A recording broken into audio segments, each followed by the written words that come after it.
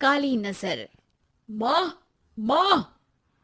अरे क्या माँ माँ कर रहा है? बकरी का बच्चा है क्या? अरे माँ, मजाक छोड़ो। मुझे फाइनली वो मेन चौराहे वाली दुकान मिल गई है। अब देखना, आपका बेटा दुगनी स्पीड से पैसा कमाएगा। ओफो, ये क्या? मेरी ऑनलाइन मेकअप क्लास चल रही है। इतनी जोर से क्यों बोल रहे हो आप दोनों?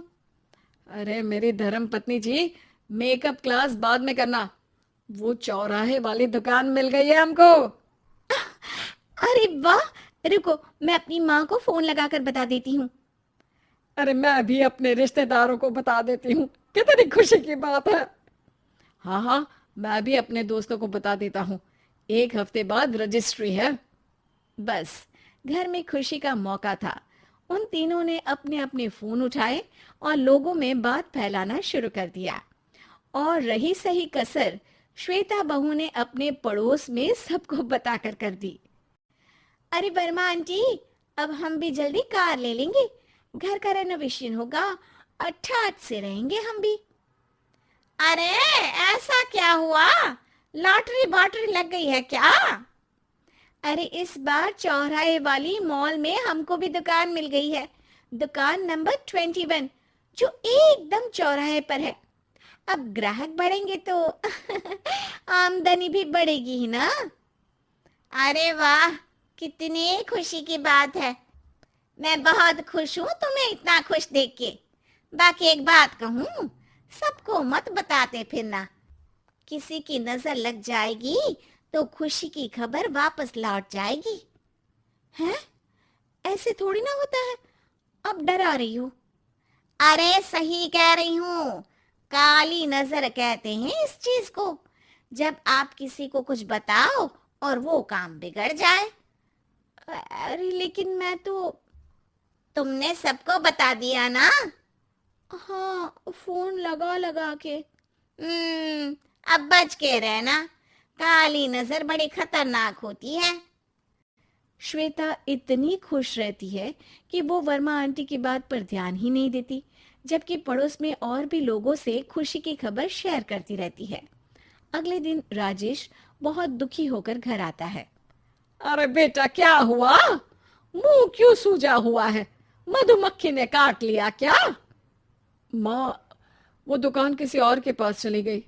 किसी ने ज्यादा भाव लगा दिया। अरे पर बात तो आपसे हुई थी ना उस दुकान वाले की। हाँ, आज मैं टोकन अमाउंट देने गया था, तब मुझे पता चला। कोई आकर सुबह मुझसे पहले ही ज्यादा अमाउंट दे गया। हम्म, काली नजर। क्या? क्या कहा? वर्मा आंटी ने समझाया था कि किसी को बताना मत, वरना काली नजर लग जाएगी। अच्छा, तुम्हें उनकी बात मान लेनी चाहिए थी।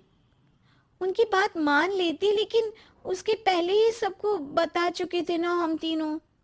अरे अगली बार से ध्यान रखेंगे। कोई भी नई चीज होगी तो किसी को नहीं बताएंगे। तीनों कुछ दिन ऐसे ही रहते हैं, पर एक दिन श्वेता को एक मेल आता है।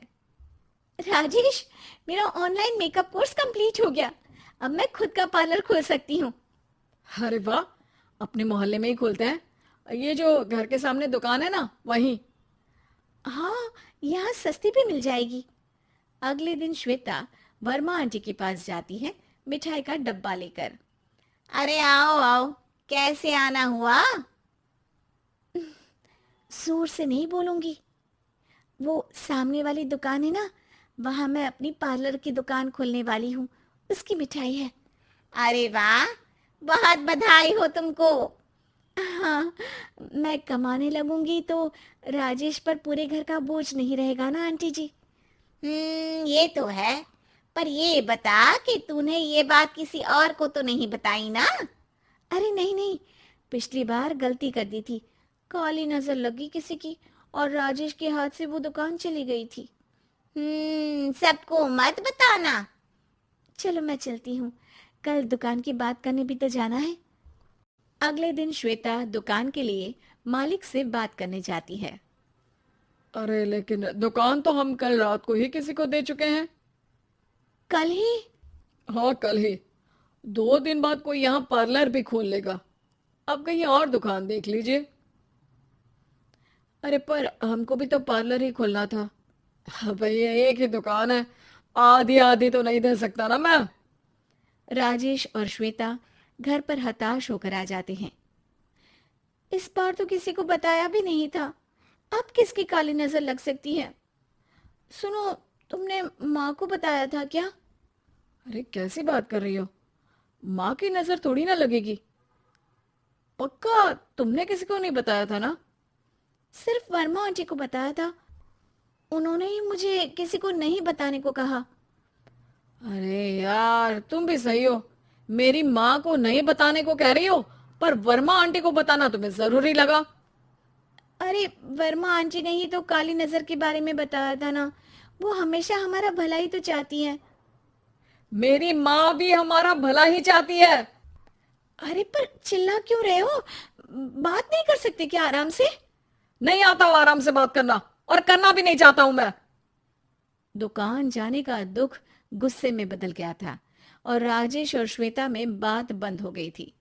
2 दिन बाद मोहल्ले में पार्लर का इनॉग्रेशन हुआ, जिसमें मोहल्ले के सभी लोगों को बुलाया गया, पर श्वेता, राजेश और माँ नहीं जाते। माँ, अंदर आ जाओ, क्या देख रही हो? अरे नया पार्लर देख रही हूँ अपने आंगन से। देखो, माँ को दूसरे का सुख देखने में कितना मजा आ रहा है, मेरा दुख नहीं दिख रहा इन्हें। यहाँ मेरा पार्लर भी तो हो सकता था। अरे चुप रहो यार, हर बात में लड़ाई क्यों ढूंढ रही हो?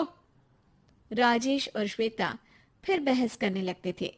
तभी माँ ने दोनों को बाहर बुलाया। अरे जरा देखो तो, दुकान चलाने वाले का बोर्ड पर नाम क्या लिखा है? श्रुति वर्मा। गाड़ी निकाले बेटा, हमें कहीं जाना है। काली नजर का इलाज कराने। राजेश अपनी बाइक निकालता है।